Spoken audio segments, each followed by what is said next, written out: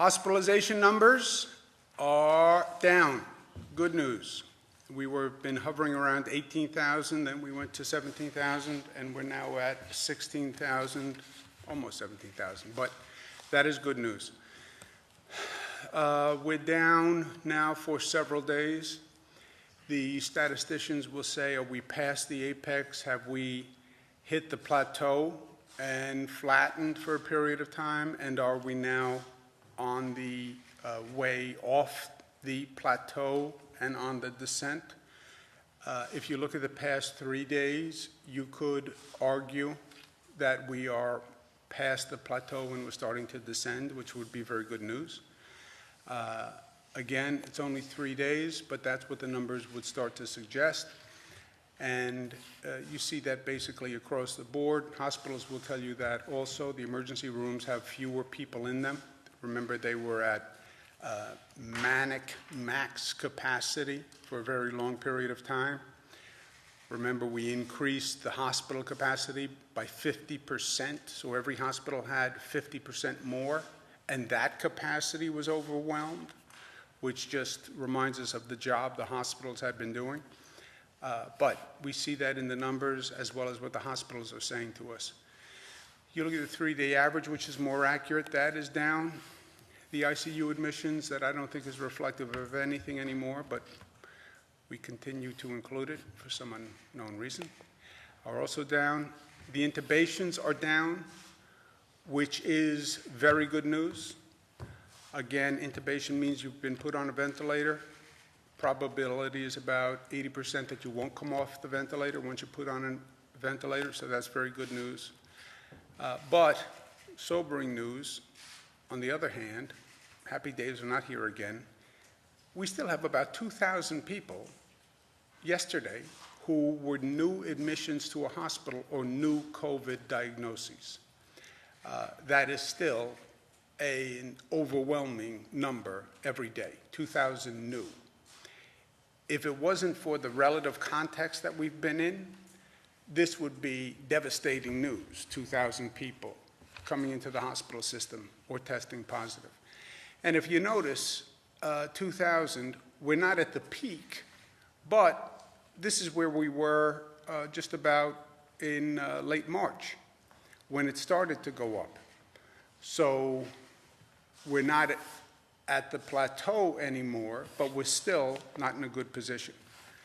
And the worst news is still tragic news. Number of deaths, 540. It's not as high as it was. It's still 540 people died yesterday. 540 people, 540 families. 504 in hospitals, 36 in nursing homes. Nursing homes are the single biggest fear in all of this. Vulnerable people in one place. It is the feeding frenzy for this virus. Despite everything we can do and the best efforts of people who are working in those nursing homes who are doing just a fantastic job. Testing. Testing is the single most important topic for us to understand, I think. And it's important that we understand it. I spoke to one of my daughters last night who shall go nameless, but she said to me, what are they all talking about testing? Which was sort of sobering. I think I'm communicating information and facts, and my daughters are probably some of the most informed people on the situation, given the hardship they endure being my daughter during this period of time. And she was like, I don't understand all of this about testing, which is, again, it's a wake-up call to me. I think we're communicating. I think we're putting out this information, but people have lives to live even in this crazy time. But for me, the best thing I can do in my position is to communicate facts to people so they have the information to make decisions. That's what I've been trying to do since day one. Here's the information, here are the facts. You decide, and I'll tell you what I think the course of conduct should be given these facts, but here are the facts, right? Before you tell me what you think, just tell me the facts, and then we'll get to your personal interpretation of the facts. So facts on testing, because it is granular and it is a little boring, but it's also vitally important. Testing is how you monitor the rate of infection and you control for it. And that is the whole tension in reopening. Everybody wants to reopen. You don't need to hold up a placard saying we want to reopen. Nobody wants to reopen more than me. Nobody wants to get the economy going more than me. Nobody wants to get on with life more than me and everybody else. We're all in the same boat. We all have the same feelings. The tension on reopening is how fast can you reopen and what can you reopen without raising that infection rate so you go right back to where we were, overwhelming the hospitals.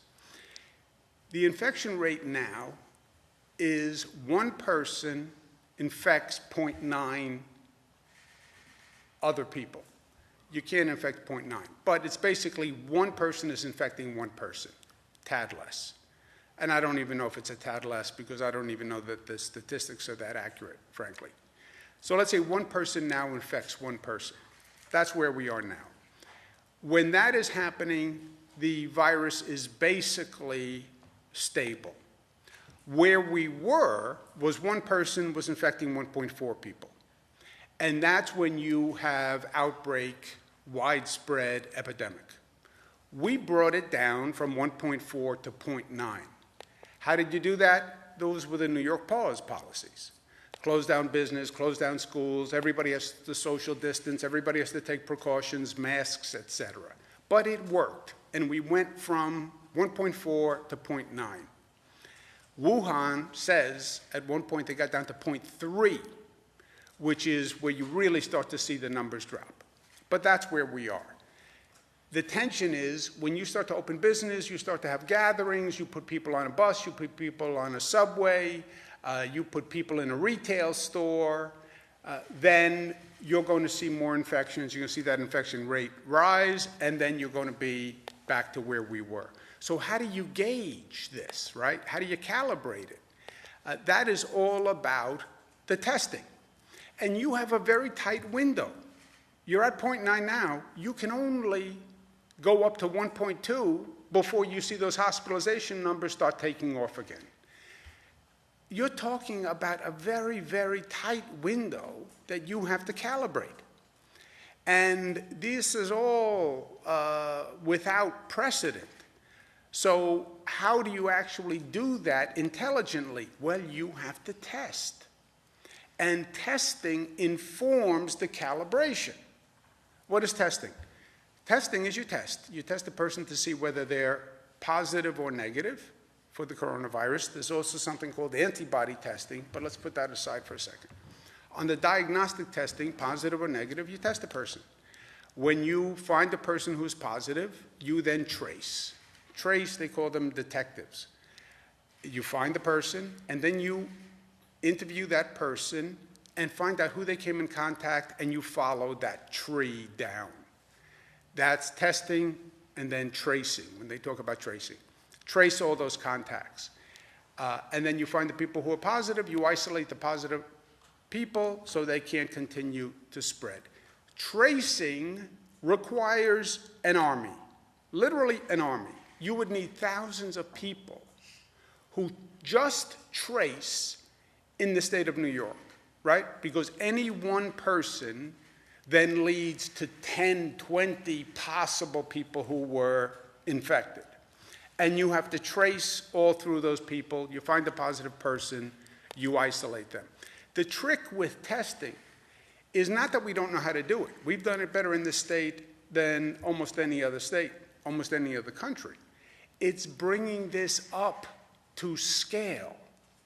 And these are private sector companies that are doing this. But we have done a very good job in testing. And the state has played a pivotal role in testing. You look at how New York, the number of tests we do. It's more than California, it's more than any other state, it's more than any other country. So we have had great success in ramping up testing. So we know how to do it. We know how important it is. We had that hot spot in New Rochelle, Westchester. It was the hottest cluster in the United States of America. And we jumped on it, and we jumped on it with intense testing, and it worked. You know, we still have an issue, but it's no longer a hotspot cluster because you do a lot of testing, you take the positives, and you isolate them. This is now, the challenge is now bringing this up to scale, okay? We did 500,000 tests in a month. That's great news. Bad news is it's only a fraction of what you need. The more you test, the more information, the more you can reopen society. How does testing actually work? And this, again, you have to know the facts, otherwise this is all a blur and it becomes a he said, she said. There are about 30 private companies, large private companies in the country that are even international. 30 large companies make equipment to test. And they all have their own test, okay? So you have the Acme test, the this test, the this test, the this test. Those 30 companies have been selling their machines to local laboratories. And that's their business. They make a machine, Roche makes a machine, they then sell it to people, you have to buy their machine, and they then sell these local labs their testing protocol, because their test works on their machine. So you buy the Roche machine, you then have to buy the Roche test from the Roche Corporation. You buy the Acme machine, you then have to buy the Acme test from the Acme Corporation. And they sell these tests to local labs. We have about 300 local labs in our state who have bought these 30 types of manufacturers and 30 types of tests, okay? And then every time the lab goes to run that test, if I'm running the Acme test, I have to have the Acme equipment and the Acme vial and the Acme swab and the Acme reagents. What are reagents? When you take the swab, nasal swab, throat swab, you then test it with other chemicals. The other chemicals are reagents. Depending on what test you bought, they have their own reagents for every test. So the Acme test has one set of reagents. The Roche test has another set of reagents, and you have to go back to them to buy these reagents. So that's the basic chain. And it gets very complicated very quickly because you have the national manufacturers who sold their machines to local labs. The local labs then need to go back to that manufacturer to run their tests.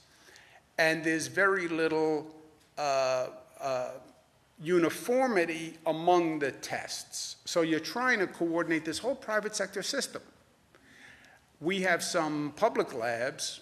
State has a Wadsworth lab, but the real capacity is in these private labs. So how do you bring this up to scale? And how do you cut to the chase on this one? We called the top 50 producing labs in the state and said, tell us what it takes to double your output, okay? And this is literally what they said. So there's no interpretation here.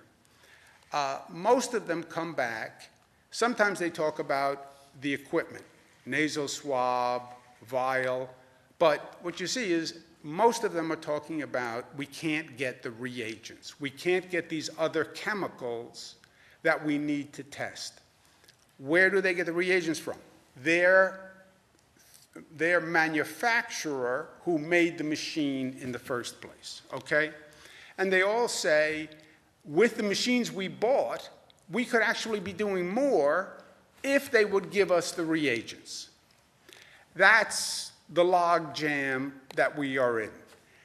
They bought the machine, they have the test, but they need the reagents to do a higher volume of tests. When you go back to the manufacturer, and say, why don't you distribute more reagents? They say one of two things. I can't get more reagents because they come from China, they come from here, they come from here. We don't make them in the United States. Or they say the federal government is telling me who to distribute it to. And this is why I say you have the federal government involved in this situation, rightfully so, because the federal government is saying to Acme Pharmaceutical, give X to California, give Y to Chicago, give Z to New York. These manufacturers are regulated by the federal government. And the federal government clearly has a role in addressing this crisis. But we need two things from the federal government. We need help on that supply chain, especially when it becomes international. And we need coordination and basic partnership. I get the state's role. We have been testing. I get this is hard. I get that it's difficult. I get that it's never going to be perfect. I get in this society there's going to be a blame game. And everyone's going to say, why didn't we have enough testing? It's the feds, it's the state. That's going to happen anyway, right? That's the world we live in. And I'm not asking for the federal government to come in and do any more than they need to do, but we do need their coordination, we do need their partnership. And we also need from the federal government, we need funding. I get that we have to fund airlines, we have to fund this business, we have to fund small business. Yeah, I agree 100%. But you also have to fund state governments. And by the way, when you fund the state government, you're not funding a private business, okay? We're not an airline. So you don't have an issue of should government really be giving tax dollars to this private entity. When you fund the state government, you just are funding a state government to perform the functions you want us to perform, which is the reopening function. I get it. I'll do it. But I need funding. And when you fund the state government, you're funding small businesses anyway, and you're funding hospitals anyway, and you're funding schools anyway. And you know, the Republican doctrine used to be limited government and states' rights.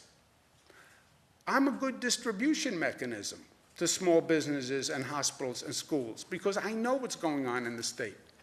But if you want us to reopen, we need funding. National Governors Association is highly relevant because this is now all up to the governors. The National Governors Association is bipartisan. The chairman is a Republican. I'm the vice chairman. I'm a Democrat. I'm the incoming chairperson. We did a press release yesterday saying we need funding in this next bill. We need $500 billion for the states so we can do this reopening. Federal government yesterday sent 1.5 million cloth masks to New York State, and I want to thank them for that. These are cloth masks that we can distribute to people to help implement our policy where if you're in public, you have to wear a mask. It's not a surgical mask. It's a cloth mask manufactured by the Haynes Corporation, I believe. But we're asking people to wear masks. And this is going to be very helpful because we're going to have additional masks to distribute to the public. Last point, personal opinion. This is not a fact. This is just my opinion. You can throw it in the garbage. The emotion in this country is as high as I can recall. People are frustrated. We're anxious. We're scared. We're angry. We've never been through this before. And on every level, this is a terrible experience. It's disorienting. It threatens you to your core. It makes you reflect on your whole life. And it really it's mentally very difficult. It's emotionally difficult. Economically, it's disastrous. I mean, the market goes down. Your retirement funds go down, you're not getting a paycheck. It is as tumultuous a time as we have ever seen. But in the midst of this, there is no time for politics. How does this situation get worse?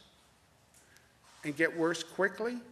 If you politicize all that emotion. We cannot go there. That's why I work so hard. When anyone raises any political agenda to me, I work so hard to distance myself from it. I'm not running for anything. I'm not going anywhere. I'm going to be governor of the state of New York until the people kick me out. And then I'm going to go spend time with my family, and that's that. So I have no political agenda. And I've stayed 100 miles away from politics, just so people know that there is no possibility of a political distortion here, because it's no time for politics. And look, if you have partisan division splitting this nation now, it's going to make it worse. Abraham Lincoln, a house divided itself against itself cannot stand, 1858. Where did Abraham Lincoln get it from? If a house is divided against itself, the house cannot stand, Mark 3:25. Okay, so this is a accepted wisdom, let us say. House cannot stand. Not to mention, a house cannot rise up from the greatest challenge it has seen since World War II. This is no time and no place for division. We have our hands full as it is. Let's just stay together and let's work it through. And that's why we're called the United States, right? And the unity was key. Going back to Abraham Lincoln, it was always about the unity. Going back to the framers of the Constitution, it was always balance of power to ensure unity. And we need that unity now more than ever before.